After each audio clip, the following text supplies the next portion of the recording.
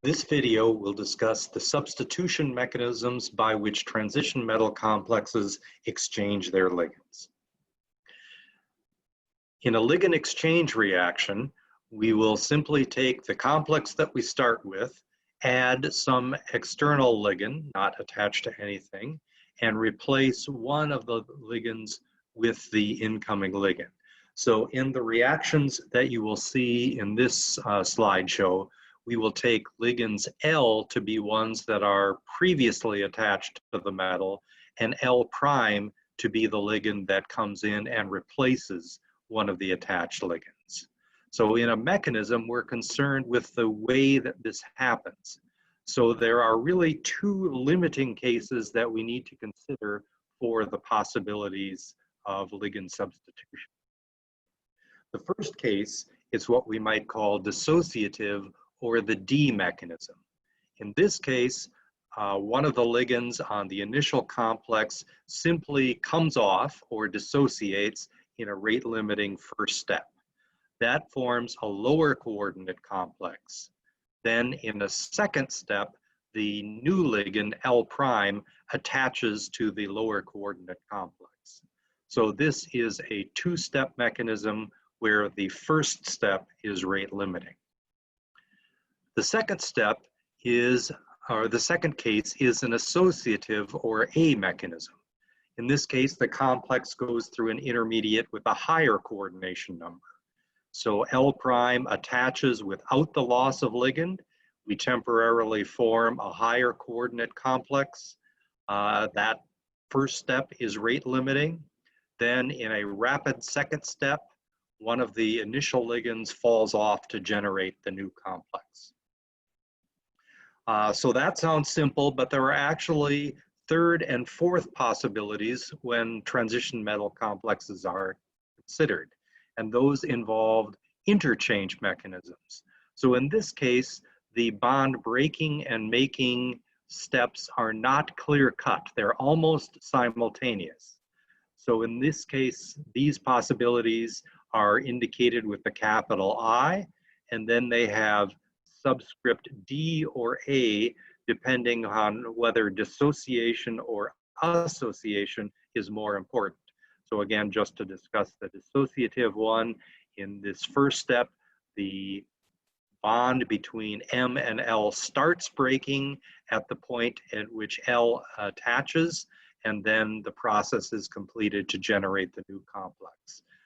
Both IA and ID are one-step mechanisms where the middle complex is actually a transition state.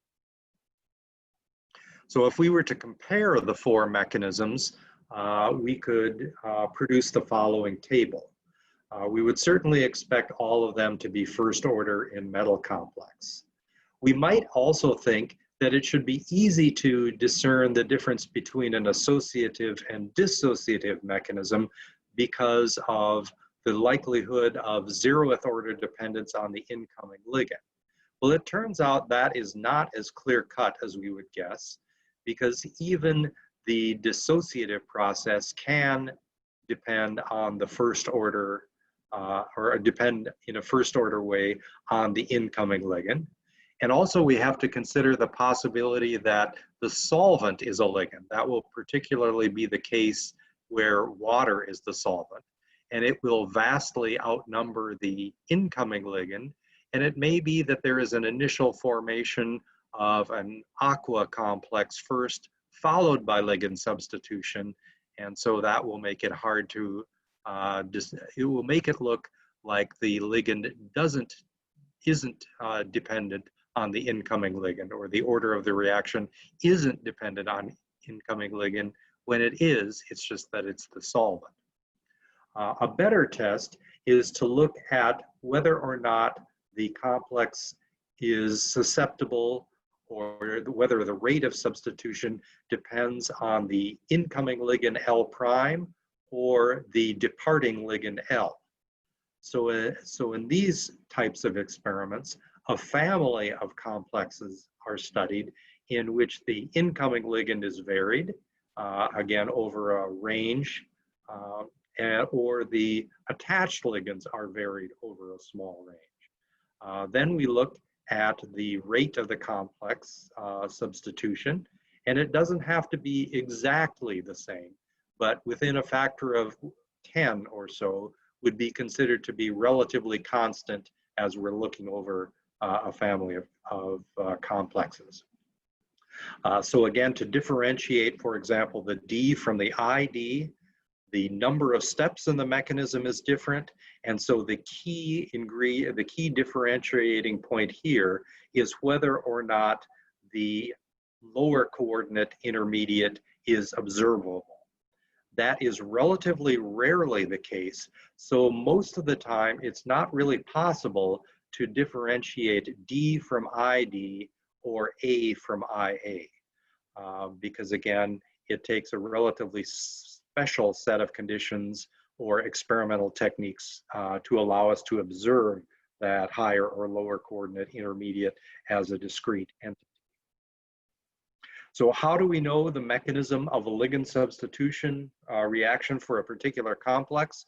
Well, the answer is we never know for 100% sure, because our ability to discern the mechanism only depends on the experiments that we have done so far, and we cannot have done all possible experiments.